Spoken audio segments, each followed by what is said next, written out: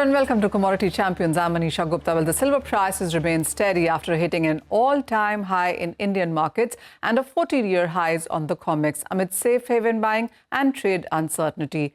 Last week, the U.S. President Donald Trump said he will impose 30% tariffs on Mexico, which is the largest producer of silver in the world. Another factor supporting prices is that 2025 is the fifth deficit year for silver globally. Exchange-traded fund inflows have also contributed to the flight to silver. Estimates suggest that since the month of February this year, investors have added more than 2,500 tons of silver into their portfolios.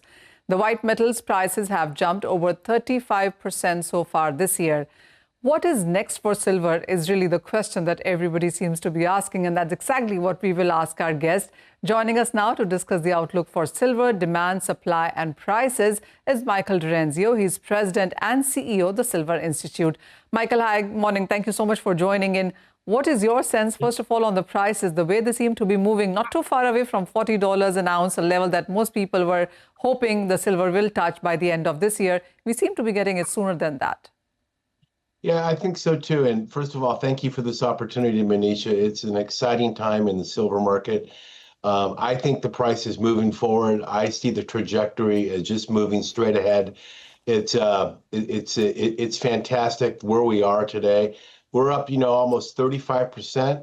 We were 28%, I think, through the end of June for the first 6 months. So we're seeing real active silver price movement to the upside, and it's based on a lot of factors, Manisha.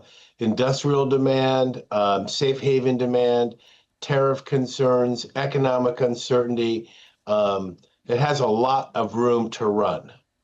I know, Michael, you don't talk prices, but almost everybody seems to be talking about 41 and 42 and 45 going forward in this year itself.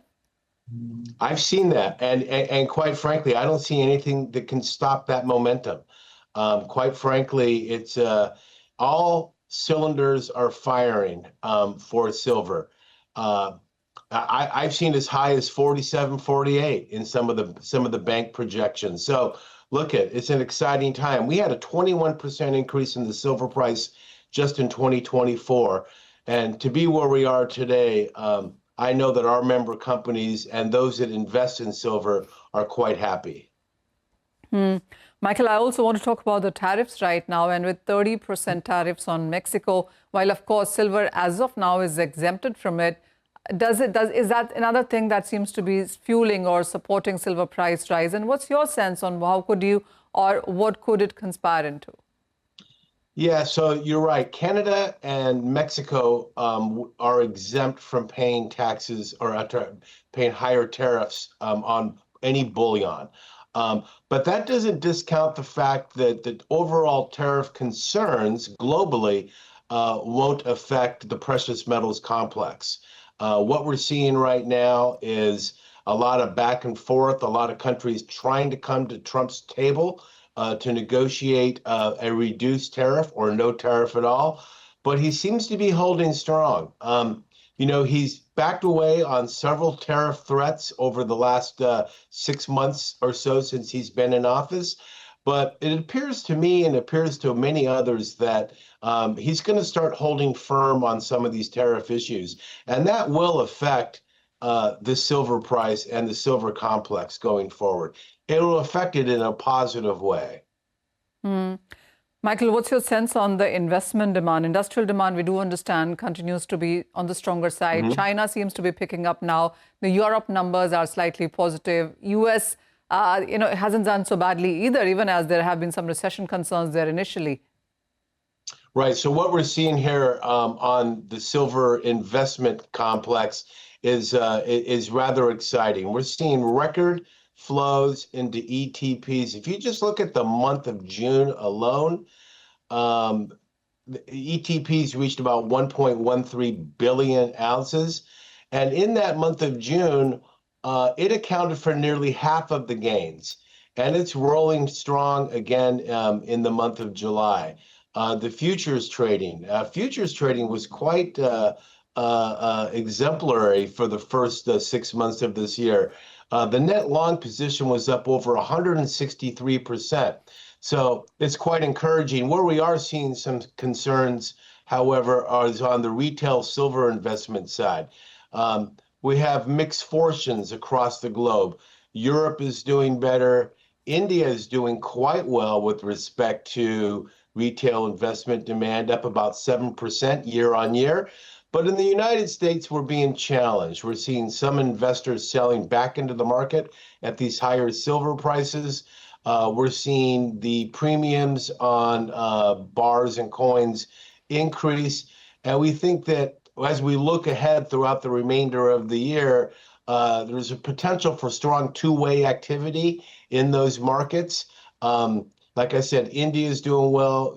Europe is doing fairly well. Even Germany with the VAT tax is punching ahead of its weight. So we could see a mixture of some profit taken by some, and we could see new investors coming into the market, especially if we hit that $40 an ounce marker. Oh, well, absolutely. Michael, India has seen all-time highs in silver. It has been a one-way rally, the kind of catch-up that silver seems to be doing with gold. Do you see that impacting demand at some point in time? Because that's exactly a bit of a concern that the street has right now. Well, I think it could potentially affect Indian demand, but ironically, what we're seeing, if you take jewelry, for example, Manisha, the higher gold price is making some gold-plated silver jewelry more affordable for the average Indian. And we're seeing that during the wedding season, which has typically always been solid gold. So there are some encouraging signs in India for overall demand. Michael, every time we did see silver prices go to $50, and that has been a couple of times in last many years, silver hasn't sustained there. It was actually in the same year that we saw the prices decline very, very sharply. What makes you think that this time is different? Well, if you go back historically, Manisha, you looked at the 1980 run up to $50. You look at the 2011 run where it got to 49 and change on a Friday night. And then President Obama made the announcement that Osama bin Laden had been killed. And that took the fear of terrorism off the table. And it wasn't just silver that decreased. It was gold, it was oil, it was a whole other basket of commodities. So I don't know. I don't know what's going to happen in the future, but I do know this is that the momentum is strong. And while $50 seems to be a magic number, a number that can be very well attained this year, we'll just have to see. Oh, well, yes. Michael, I remember speaking to you earlier, and you did tell me that the deficit, the fifth year, that is this year, could continue in the next year as well. Now, there are various reports suggesting that the deficit could actually extend, spill over into further years as well, perhaps a 27 or a 28 as well. Are you able to look that far? Yeah, we are. As a matter of fact, well, we don't have concrete numbers for 27 and 2020 and 2026. We do believe that the deficit is going to continue. You know, initially this year, when we put out our World Silver Survey in April, we had called for 117 million ounce deficit, slightly smaller than what we've seen the previous year, but still quite impressive. The fact of the matter is there are no new mine projects coming to the market. Mine supply is expected to grow marginally this year, while industrial demand and other forms of demand for silver will increase.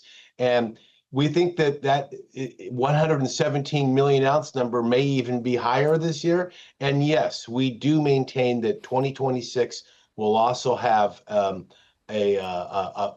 structural market deficit. And would you say that it could spill over to 27, 28, 29 perhaps? It very well could, Manisha. I mean, quite frankly, we've spoken at length about the fact that it's hard to develop a silver mine. If you take the United States, for example, it's 18 years. From the moment you first find silver in either in an existing ore body or a new project, it's 18 years before you can strike and start bringing silver to the market. So, and we're seeing that regionally too. Look at our companies maintain, our member companies on the mining side mine throughout the world. And they mine silver sustainably and to the best of their ability to protect the environment. The rules in the United States and in other regions are quite restrictive toward new projects. I think where you're going to see growth in mine supply down the road will be on existing veins and at current projects. So 18 years is the time that it takes for a newer mine to come in, and there are no mines in sight. So that does tell us that the prices can be supportive. And as you said, Michael, what we saw in 1980 and 2011 and where we stand at 2025 is very, very difficult. And we are looking at sustainable money inflows, money rotation even coming in for silver, and that perhaps makes silver rally so much more sustainable. But thank you as always for joining in and making a sense of what really has been happening, especially in the Indian markets where we have been hitting all-time highs for the last 2 or 3 sessions on silver. This was an important discussion. But on that note, it's time also for a break. But don't go anywhere, because we will discuss Health Ministry's advisory on oil and sugar content in food items on the other side. Stay tuned.